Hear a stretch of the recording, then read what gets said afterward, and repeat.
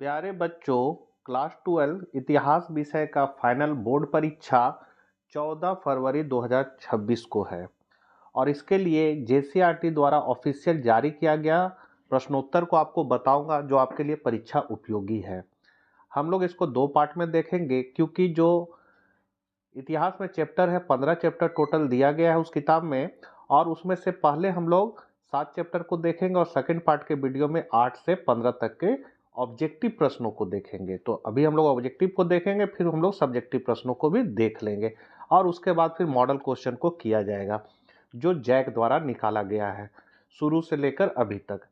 तो देर न करते हुए आपसे रिक्वेस्ट है कि चैनल पर नए हैं तो सब्सक्राइब कर ले और इतिहास के बच्चों को यह वीडियो जरूर शेयर करें। चलिए हम लोग आज कुछ नया सीखते हैं। तो पहला चैप्टर है आपका ईंट मनके तथा अस्थियां हड़प्पा सभ्यता। भारतीय पुरातत्व का पिता किसे कहा जाता है? तो अलेक्जेंडर कनघिम को कहा जाता है। दूसरा है हड़प्पा सभ्यता में सर्वप्रथम किस स्थल की खोज की गई थी? तो हड़प्पा। हड़प्पा सभ्यता के किस नगर में दुर्ग दीवार से घिरा हुआ नहीं मिला? लोथल। सिंधु घाटी सभ्यता में विशाल स्नानगार के अवशेष कहाँ से प्राप्त हुए? मोहनजोदाड़ो। सिंधु घाटी सभ्यता में शिल्प उत्पादन का एक प्रमुख केंद्र था चिन्हुदड़ो। मेसोपोटामिया के प्रलेखों में मेहुला शब्द का प्रयोग किस सभ्यता के लिए किया जाता था? तो ये हड़प्पा सभ्यता। लोथल कहाँ स्थित है? गुजरात। हड़प्पा किस नदी के किनारे स्थित है? रावी। सिंधु घाटी के निवासियों को सोना कहाँ से प्राप्त होता था? कर्नाटक। हड़प्पा सभ्यता में बंदरगाह का प्रमाण कहाँ से मिला है? लोथल। हड़प्पा सभ्यता का किस देश के साथ व्यापारिक संबंध नहीं था? चीन। जूते हुए खेत का प्रमाण कहाँ से मिला है? कालीबंगा। हड़प्पा वासियों को लाजवर्द मणि कहाँ से प्राप्त होता था? तो सुतुरघई। क्षेत्रफल के अनुसार सिंधु घाटी सभ्यता का सबसे बड़ा नगर था मोहनजोदाड़ो। हड़प्पा सभ्यता की लिपि की मुख्य विशेषता थी तो यह दाएं से बाएं ओर लिखी जाती थी। दूसरा चैप्टर आ गया आपका राजा, किसान और नगर, आरंभिक राज और अर्थव्यवस्थाएं। तो अशोक के अभिलेख को सर्वप्रथम किसने पढ़ा? जेम्स प्रीत सेम्प। बहुत इंपॉर्टेंट क्वेश्चन है, बहुत बार आया है एग्जाम में। अभिलेखों में देवनाम पियदसी किस राजा को कहा गया है? तो अशोक को। बौद्ध और जैन ग्रंथों में कितने महाजनद का उल्लेख है? तो ये है 16 महाजनद। मगध महाजनपद, यहाँ महाजनद इसीलिए कंफ्यूजन होता है, यहाँ महाजनपद हो जाएगा। बौद्ध और जैन ग्रंथों में कितने महाजनपद का उल्लेख है? तो 16। मगध महाजनपद की प्रारंभिक राजधानी कहाँ थी? राजगृह। इंडिका किसकी रचना है? मेगास्थनीज। ये भी क्वेश्चन बहुत बार एग्जाम में आता है। द्वितीय नगरीकरण के नगरों को क्या कहा जाता है? तो लौह युगीन नगर। समुद्रगुप्त की प्रयाग प्रशस्ति की रचना किसने किया है? तो हरिसेन ने। ये भी इंपॉर्टेंट है। भारत का नेपोलियन किस शासक को कहा जाता है? समुद्रगुप्त। ये भी बहुत बार आया है। हर्षवर्धन के राजकवि कौन थे? तो वानभट्ट। इंपॉर्टेंट है। अशोक के धर्म की लिपि क्या थी? ब्राही। फूट डालकर विजय प्राप्त करने का कार्य सर्वप्रथम किस राजा ने किया? अजातशत्रु। किसके अभिलेख में भूदान का उल्लेख मिलता है? प्रभावती गुप्त। प्राचीन भारत में अभिलेख की शुरुआत किस शासक ने किया? अशोक। मुद्रा राक्षस किसकी रचना है? तो ये है आपका विशाख दत्त। अपने स्वयं के खर्चों से सुदर्शन झील की मरम्मत किसने कराई? तो रुद्रदामन। तीसरा चैप्टर है बंधुत्व, जाति तथा वर्ग, आरंभिक समाज। पहला क्वेश्चन है संस्कृत ग्रंथों में कुल शब्द का प्रयोग किसके लिए की गई है? तो ये परिवार के लिए। महाभारत की रचना किसने की? तो वेद व्यास ने। महाभारत का युद्ध कुरुक्षेत्र में कितने दिनों तक चला? 18 दिन। महाभारत कालीन समाज का स्वरूप कैसा था? पितृसत्तात्मक। मनुस्मृति में कितने प्रकार के विवाह का उल्लेख है? 8। दुर्योधन की मां कौन थी? गांधारी। मानव के संपूर्ण जीवन को कितने भागों में बांटा गया है? 4 भाग। महाभारत की रचना किस भाषा में हुई थी? संस्कृत। पुराणों की संख्या कितनी थी? 18। महाभारत का पारसी अनुवाद का नाम क्या है? रजम्मा। मृच्छकटिकम के लेखक का नाम लिखे? शूद्रक। चौथा चैप्टर है आपका विचारक, विश्वास और इमारतें। सांस्कृतिक विकास। पहला क्वेश्चन है इसका, सांची मध्य प्रदेश के किस जिले में स्थित है? रायसेन। महात्मा बुद्ध का जन्म कहाँ हुआ था? लुम्बिनी। महात्मा बुद्ध को ज्ञान की प्राप्ति कहाँ हुई थी? बौद्ध गया। स्तूप किस धर्म से संबंधित है? बौद्ध धर्म।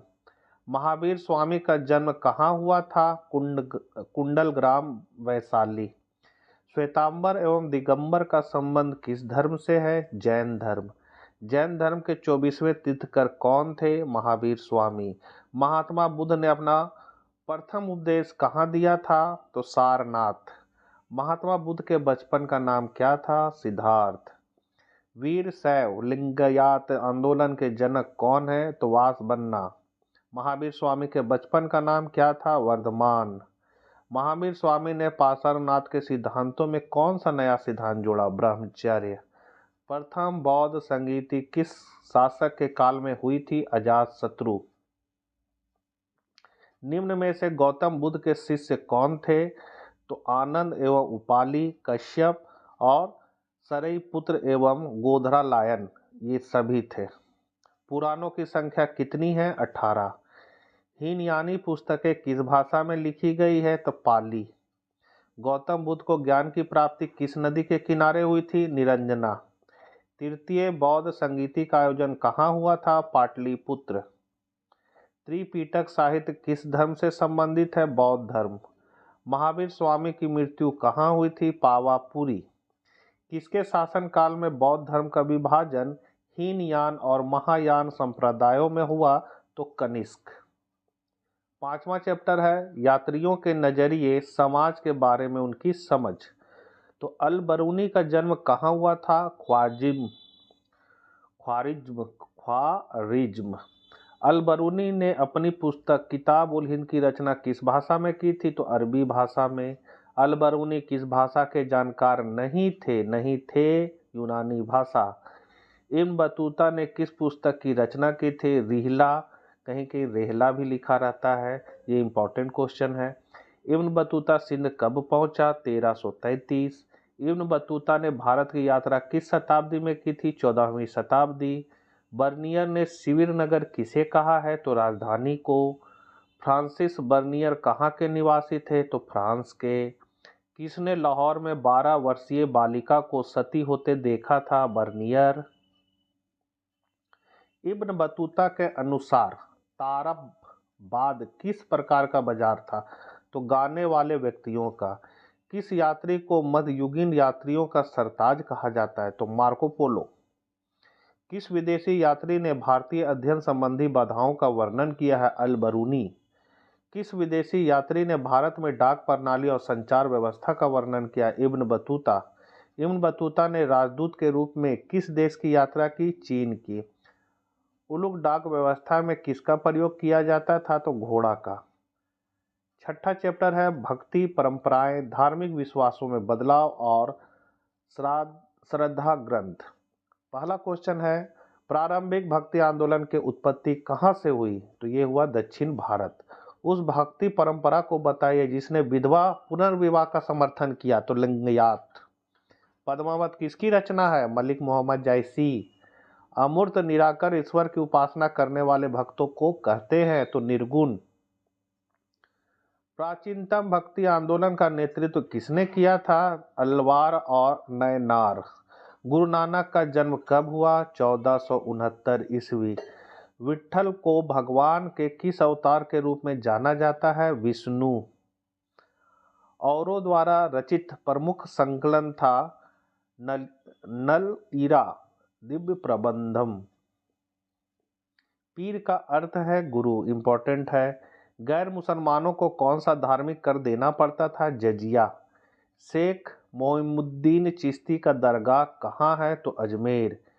शेख मुइनुद्दीन औलिया का दरगाह कहाँ है? दिल्ली। कबीर के दोहे कहाँ संकलित है? बीजक।